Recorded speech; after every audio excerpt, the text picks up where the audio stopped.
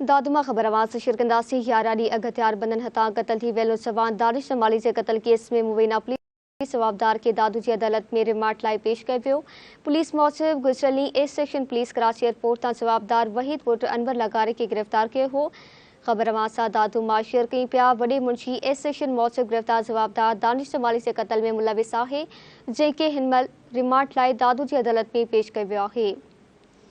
ख़बर आवाज़ सां दादू मां शेयर कई पिया। 11 ॾींहं अॻु हथियारबंदनि हथां क़त्ल थी वियल जवान दानिश जमाली जे क़त्ल केस में मुबीना जवाबदार खे दादू जी अदालत में रिमांड लाइ पेश कयो वियो आहे।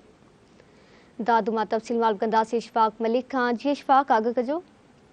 जी बिल्कुल, मां तव्हांखे ॿुधाईंदो हलां त 11 ॾींहं अॻु दादू ए सेक्शन थाणे जी हद में रेलवे फाटक वटि हथियारबंदनि पारां दानिश जमाली खां मोटरसाइकिल फुर करण जी कोशिश कई हुई।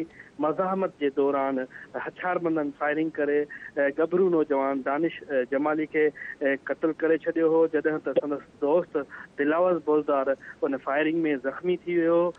उन ज़ख़्मी खां पोइ जेको जवाबदार हुआ उहे फ़रार थी विया हुआ।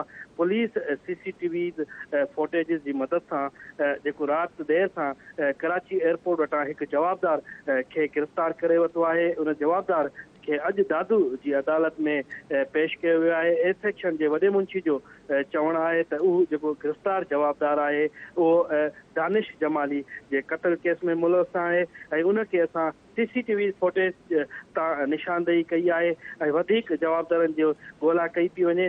दादू जी अदालत मां हुनखे पोइ रिमांड वठी खेसि वधीक जांच में शामिल कयो वेंदो। जी महिरबानी इशफाक मलिक तफ़सीलनि लाइ।